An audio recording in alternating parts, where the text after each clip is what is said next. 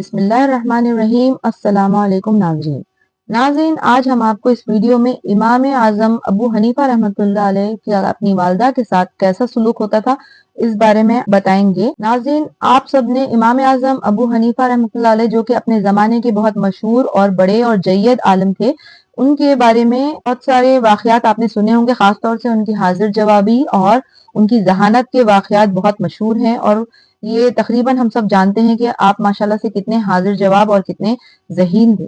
بڑے بڑے عالموں کے آپ کے سامنے علم کے معاملات میں چھکے چھوٹ جاتے تھے۔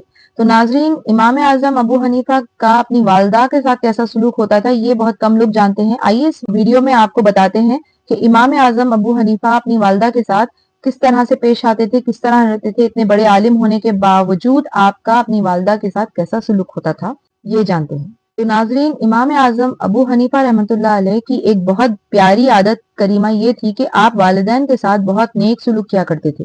آپ ماشاءاللہ اپنے زمانے کے سب علماء کے سردار تھے، مگر ایسا ہوتا ہے کہ بیٹا چاہے کتنا بھی بڑا ہو جائے، کتنا بھی پڑھ لکھ جائے، لیکن ماں کے لیے تو بچہ ہی ہوتا ہے، اور ماں یہ سمجھتی ہے کہ یہ تو بھی بچہ ہے، اس کو تو بھی کچھ پتا ہی نہیں۔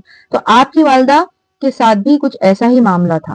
تو کتابوں میں لکھا ہے کہ امام اعظم ابو حنیفہ رحمۃ اللہ علیہ کہ امی جان کو جب کوئی دینی مسئلہ پوچھنا ہوتا تو وہ اپنے شہزادے سے نہیں پوچھتی، بلکہ آپ سے یہ کہتی کہ بیٹا مجھے فلاں مفتی صاحب کے پاس لے چلو، مجھے ان سے یہ مسئلہ پوچھنا ہے۔ ناظرین، اب آپ امام اعظم ابو حنیفہ رحمۃ اللہ علیہ کی کمال عاجزی اور نہایت ادب والا انداز تو دیکھیے کہ آپ رحمۃ اللہ علیہ اپنی والدہ اپنی امی جان کو مفتی صاحب کے ہاں لے جاتے، پردے کے ساتھ امی جان مسئلہ پوچھ لیا کرتی۔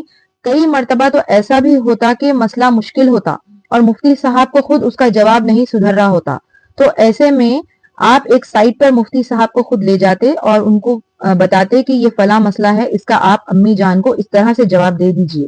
اور پھر یوں ہوتا کہ مفتی صاحب آپ کو آپ کی والدہ کے سامنے اس مسئلے کا اسی طرح سے جواب دے دیا کرتے جس طرح سے امام ابو حنیفہ رحمۃ اللہ علیہ ان کو تاکید کرتے، اور یوں آپ کی والدہ محترمہ مطمئن ہو جاتی۔ سبحان اللہ، کیا شان ہے امام اعظم ابو حنیفہ رحمۃ اللہ علیہ کی۔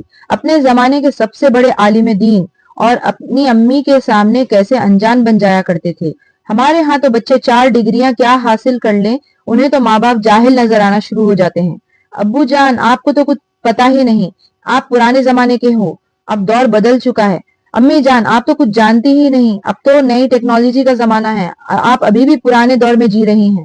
ایسے ایسے جوابات اپنے ماں باپ کو سناتے ہیں کہ الامان والحفیظ۔ ارے بھائی ذرا سوچئے تو صحیح کہ جنہوں نے آپ کو انگلی پکڑ کر چلنا سکھایا، جنہوں نے اپنا پیٹ کاٹ کر یعنی اپنی بھوک اور خواہشات اور ضروریات کی قربانی دے کر محنتیں کر کر آپ کو پڑھایا لکھایا، اتنی ساری ڈگریاں آپ کو دلائیں، کیا یہی ہے جنہیں کچھ نہیں آتا؟ کیا یہ کچھ نہیں جانتے؟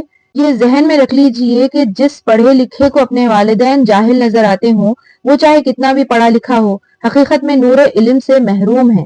اس بارے میں ناظرین آپ کیا کہتے ہیں، آپ کی کیا رائے ہے، کمنٹ میں ضرور لکھ کے بتائیے، اور ویڈیو اچھی لگے تو ہمارے چینل کو لائک شیئر سبسکرائب ضرور کیجیے تاکہ ہماری اگلی دینی اور معلوماتی ویڈیوز آپ کو برابر ملتی رہیں۔ ملتے ہیں نیکسٹ ویڈیو میں، تب تک کے لیے اللہ حافظ۔